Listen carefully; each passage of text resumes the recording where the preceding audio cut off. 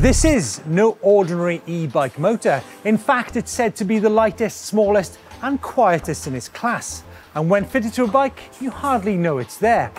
But what's so special about this invisible, revolutionary motor when you ride it? You really do have to ride the TQ to see how responsive, natural and silent it is. But I want to focus on the 4 component parts of this e-bike system and see how they each have an important role to play. They are the harmonic pin ring motor, the 2-inch LCD display, the 360 watt-hour battery, and of course, that minimalist remote. Ah yes, the remote. Now, a brief history of TQ. Now, they have over 2 decades R&D and production experience in such things as aviation, shipping, satellites, Mars rovers, medical robots, and at 3.9 kilos, one of the lightest e-bike systems on the market. So let's begin then with the drive unit.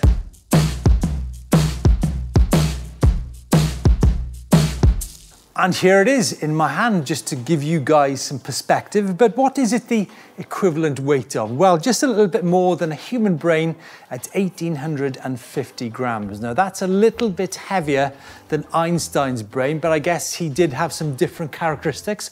So maybe is this then the Einstein of e-mountain bike motors? Well, possibly. It's actually the shape and form that I first want to cover and why it's so important. Being small, designers can create frames as if there's no motor.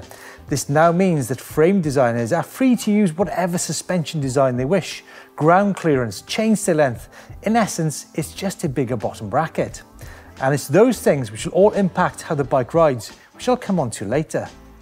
Now, the HPR50 consists of very few parts, which means it's almost invisible whilst on the bike. And it's also almost half the volume of many commonly found e-mountain bike motors. But it's the technology, the internals, which are pretty special. It's all about the harmonic pin ring. They use an extremely refined electric motor and very low gear ratio, which means the TQ can run the motor at 3 times lower RPM than most common e-bike motors. That's what makes it silent, the lower RPM. But what about this pin ring? How does it all work? The pin ring is a really unique technology. It's TQ patented. And the special thing about it is that all teeth are simultaneously engaged. And by this, we can make it a lot more compact, offering the highest torque density. And we also have a completely lag-free power transmission. And that's how we can follow the rider input so closely and get this unparalleled natural ride feel.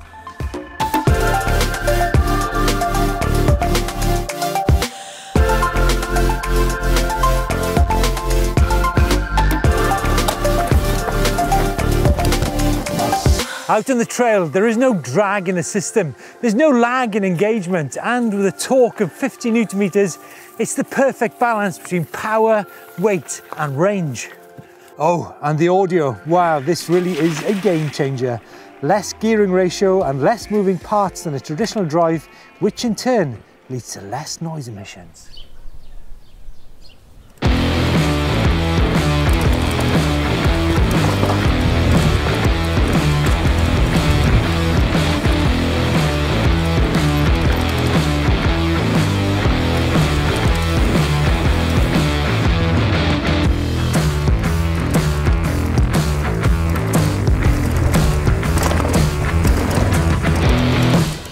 But what gives it its unique character?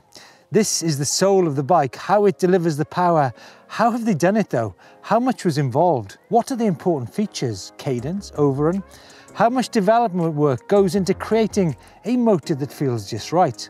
But more than this, what makes it different? Yeah, this combination of cog wheels and free wheels and all that in a common e-bike motor is such a high potential for rattling noises because of tolerances. And other e-bike motors, common e-bike motors, need a much higher reduction ratio. So their electric motor needs to spin much faster. And we don't need all of this. We have our harmonic pin ring transmission, and that gets rid of so much of that. We have much less moving parts, and we can offer it in a much more compact package. Yes, some very interesting technical development behind this motor. But I'm sure you guys want to know, what does it actually feel like on trail? Well, I can assure you it's capable of some very big stuff. You might have seen me sailing around in 38-degree heat on some big Welsh mountain summits. But in essence, it's kind of more like an MTB, a kind of MTB with assist, if you like. So in as much as Danny talked about natural ride feel, what does that actually mean out on the trail? It's something that it's not weighing you down when you just want to go up or when you want to go down. It's something that makes you feel free on the trails. You have the freedom of movement. You have a bike that's not compromised. You don't have a bike which is not built around an e-bike system. You have something that's just secretly integrated into the bike, making you feel like you in harmony with the bike. It's not about the technology in it, it's about the riding and the experience that you have when you get out on the trails. The heart and soul of this particular bike and motor is very much about trail riding.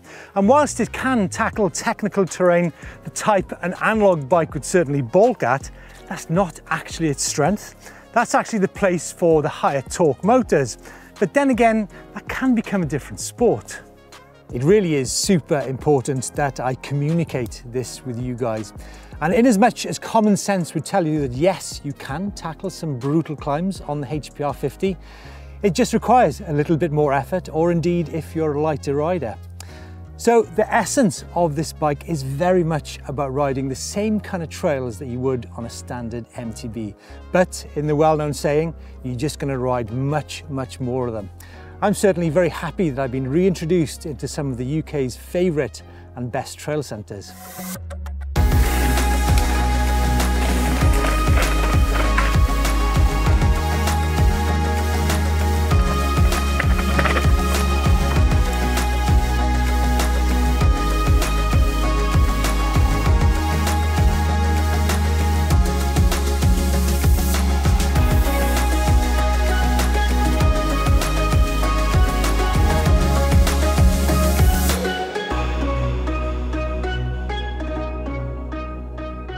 This type of trail and fire roads are particularly great for this motor.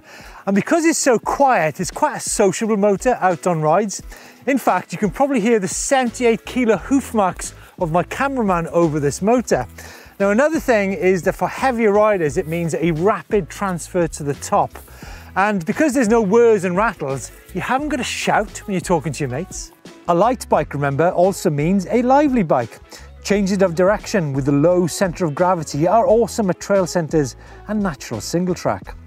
It's a different feeling to a full power EMTB for sure. It's a bit like 27.5-inch wheels feel livelier than a 29. It's just a feeling, remember, and most people do actually ride for a great feeling.